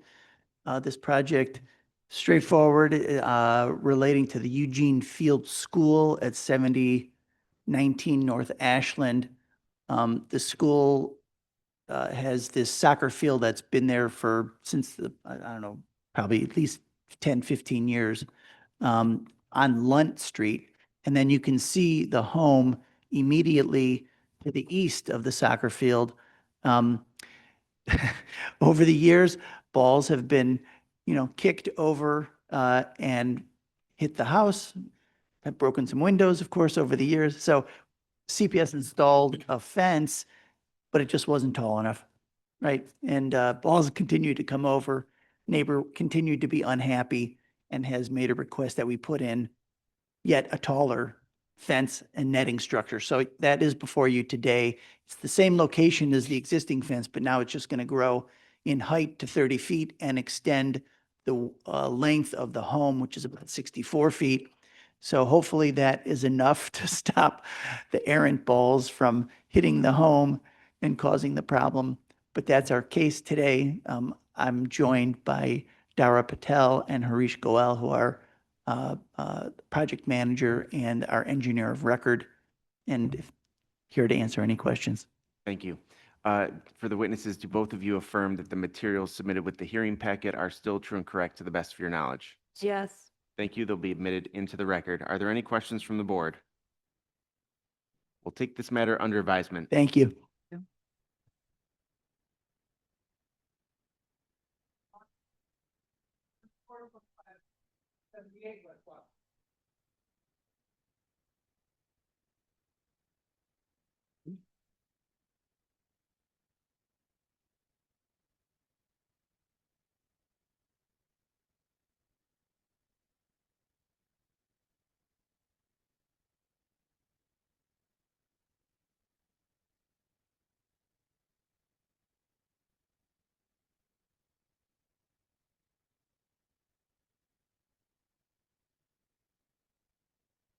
All right, good morning. Would everyone planning to testify, please raise your right hand? Do you swear or affirm to tell the truth in these proceedings? Yes. Thank you. Counselor, please give us a brief overview and introduce your witnesses. Thank you. Good morning, Mr. Chairman and members of the board. My name is Katie Jenke Dale from DLA Piper, along with my colleague Peter Nicastro. We represent the applicant in this matter, 2678 West Washington LLC.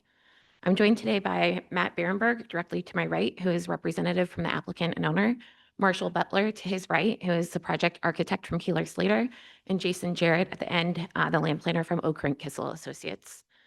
Applicant is seeking a special use to establish a multi-purpose community and recreation center with ancillary commercial space, which is required, which is allowed as a special use in the B12 neighborhood shopping district. The property has been vacant since 2015 and is a designated Chicago landmark.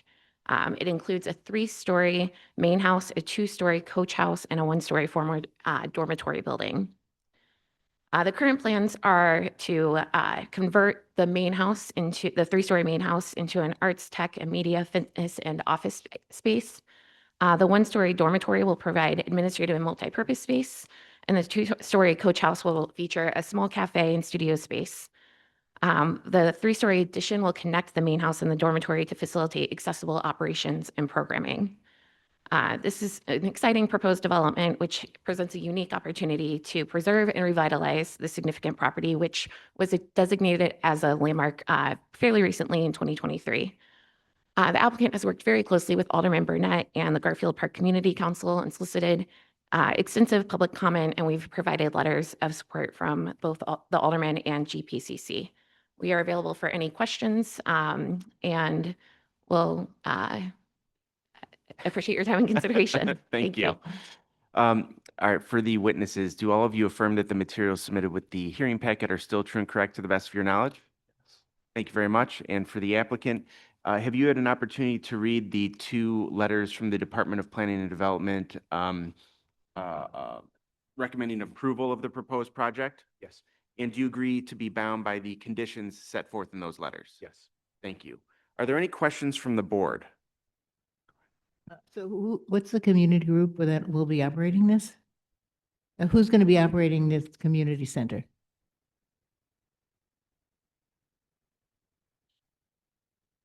Is it an organization? Yeah. Yes, it's an organization that is yet to be formed. Okay, is this a not-for-profit venture? I'm trying to understand the venture. It's going to be a multi-purpose community center with a Mhm. focus on local foods, with a focus on arts, and a focus on technology. And who is we? If it's not yet formed, who is we now? Well, currently there's an owner of the property, and Mm-hmm. you're working on the best way to involve the community and to create an organization to run the center. Is it going to be a multi-tenant space or it's going to be a just single a- organization that Yeah, nobody. to be formed Correct, to run it? correct. Okay, and then there's plans to seek community input as to the type of programming that will be in the building? Correct. That's Okay. exactly right. And Okay. that's what we've been doing. We've had multiple community meetings where we've engaged with the community and we've asked them what type of programming they'd like to see. And that's how we got our current model of arts and technology and local foods from the community input that we Oh. received from these meetings. Okay, thank you.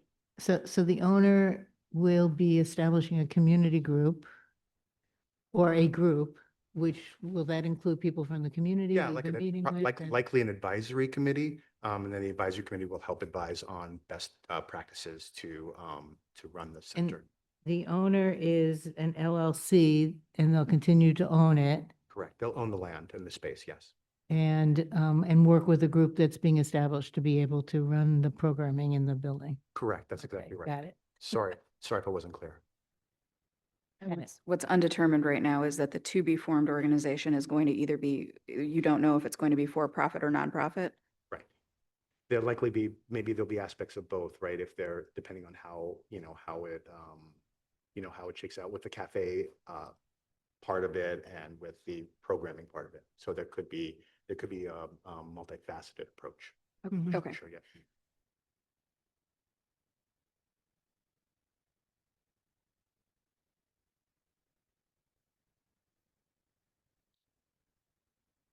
Yes, you have. I did one, I did.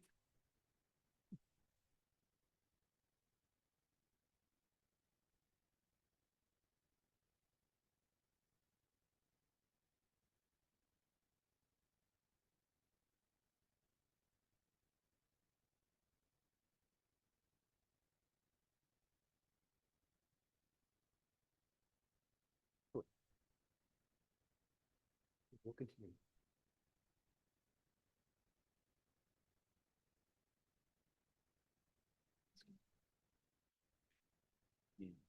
Should. Let me ask that. Okay. Sir, are you going to be managing the organization that gets formed? I should clarify for that. So the applicant is the LLC. They own the property and will be the who receives the license. They do have a program director. The current ownership will remain in place. The license will go to the LLC. We have a program director on board already, so that will be running it. There is going to be, like Matt said, likely a very small, it's less than 900 square feet cafe and portion of the building, separate from the community center use, but the LLC will continue to own and operate the building. We have had at least 5 community meetings with Garfield Park Community Council. So as far as kind of the overall programming going forward, we've received very positive feedback when we've had those community meetings saying, I was just reading some of the quotes, you listened to us, we're excited about this asset. So the programming will be informed by those continued engagement, but the LLC overall will continue to be the owner and who licenses and operates the building. So the owner will contain control over the building. Correct. And as uses are determined and people who want to utilize the uses, including an organization that is to Exactly. is likely to be formed to do some of the art and media activities, they'll be renting space in the building in order to be able to operate what they're doing and to reach what you're saying is going to be in the building, but it'll be managed and operated by the owner. Correct. I got that. Thank you, that's good. Unique one. Yeah, a little bit.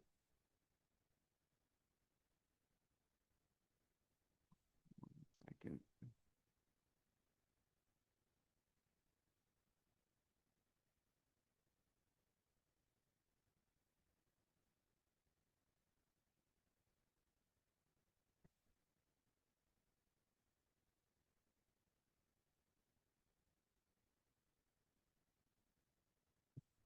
Just so I'm, sorry, I apologize for potentially asking the same question. I'm just trying to be clear. You represent the owner and you will also be operating. Correct. Okay.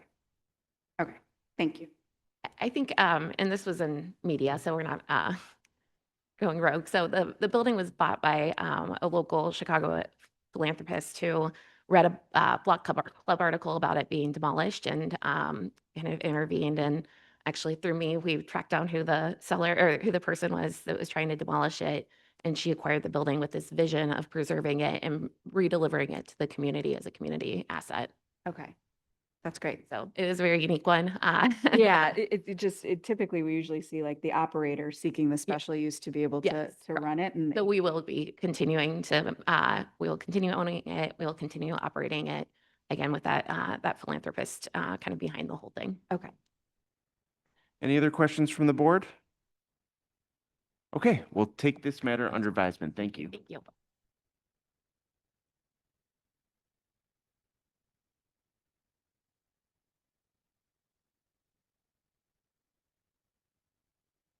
Next case. 25 S 30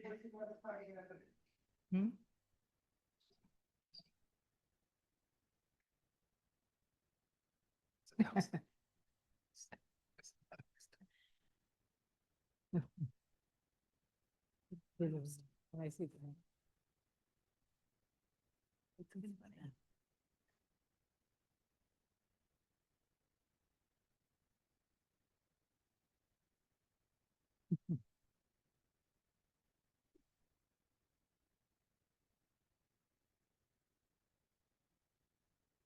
All right, good morning. Please raise your right hand. Do you swear or affirm to tell the truth in these proceedings? Yes. Thank you. Counsel, please give us a brief overview and introduce your witness. Good morning, Attorney Martinez appearing on behalf of the applicant, Bad and Bougie Nails LLC. We are here to ask with regards to the subject property at 3814 West Chicago Avenue for a special use to establish a nail salon in a B3-2 community shopping district where the property has been improved with a two-story brick building. Seated here with me is the owner of the LLC and operator of the proposed business, Miss Yeselia Morquecho. All right. Do you affirm that the materials submitted with the hearing packet are still true and correct to the best of your knowledge? Yes. Thank you. I do have a question. Are you the one who came up with the name Bad and Bougie Nails? I did. I love it. Thank you. I wanted it to stand out and be different. I think, yeah, I think it stands out. It does. Thank you. Any other questions from the board? All right, we'll take this matter under advisement. Thank you. Thank you. You guys have a Thank good you so much. Thank Have a you. good one.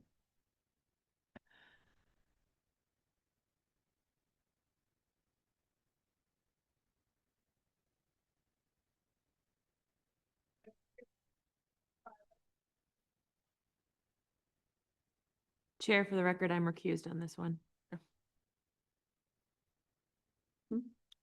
No. They both are recused?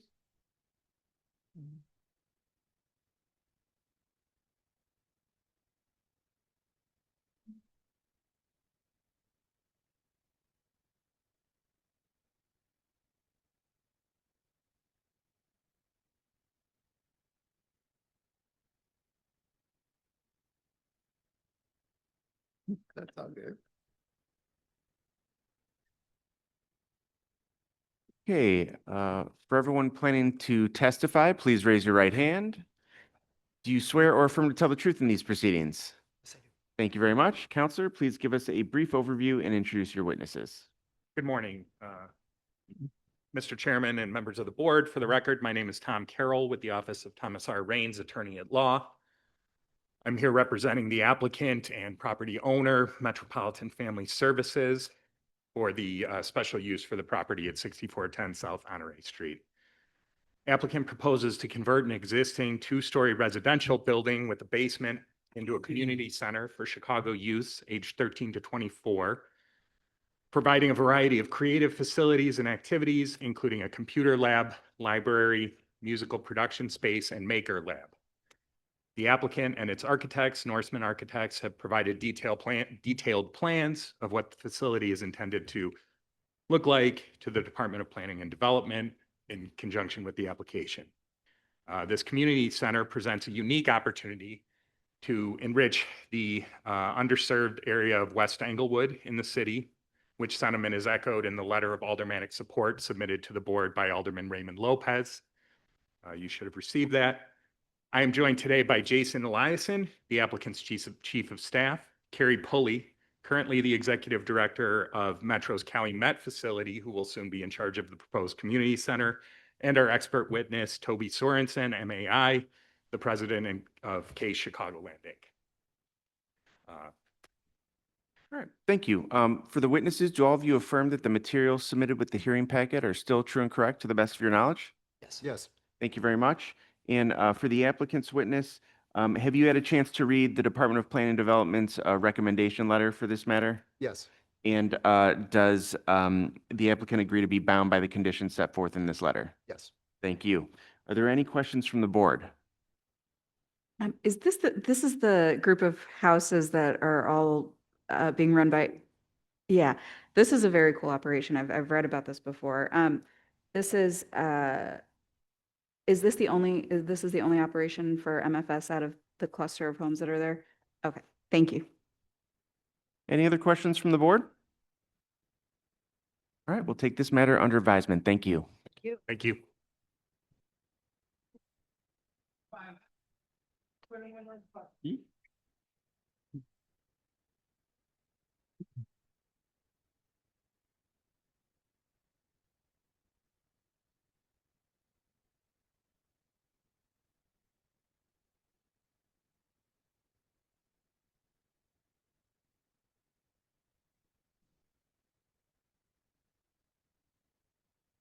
Morning, please raise your right hand. Do you swear or affirm to tell the truth in these proceedings? I do. Thank you. Counselor, please give us a brief overview and introduce your witness. Sure, thank you. I am Warren Silver of the law firm of Silver Law Office, PC. And we are here representing the applicant, the 4621 Club Limited, which does business as Max's Place and operates a neighborhood tavern that has been in operation for many, many years. We were here before this board a year ago, and the board granted approval for a special use to expand the existing tavern to add an outdoor patio. Public hearing was, in fact, a year ago tomorrow. At this time, they're seeking to expand further. There was an accessory garage at the back of the property, and on the west face of the garage, which faces that outdoor patio, they wanted to cut open and put a service area there with a little work area for employees and a pass-through. They would also add another restroom and another part of the garage. I do want to note for the record that we submitted a substitute plan set dated June 5th, 2025. The highlight of that is that the trash bins were moved from where they had been for a long time on the apron of the garage into an enclosed trash area inside a portion of the existing two-car garage. It's all shown on the floor plans and the site plan and the updated plan set, and that substitutes for the plan set that had been submitted with the hearing packet. Okay. Sir, do you affirm that the materials submitted with the hearing packet are still true and correct to the best of your knowledge? Yes. Thank you. That will be admitted into the record. And have you had a chance to read the Department of Planning and Development's recommendation letter for this matter? I've Yeah, just showed it, yes. And you agree to be bound by the conditions set forth in that letter, correct? Okay. Are there any questions from the board? We'll take this matter under advisement. Thank you. Thanks very much. Okay. All right. I move that we convene into closed session pursuant to Section 2C4 of the Open Meetings Act for the purpose of considering the evidence and testimony presented in open session. Commissioner Schiller seconds. Commissioner Staley? Yes. Commissioner Soto? Yes. Commissioner Schiller? Commissioner McDonald? I vote yes, we're in closed session.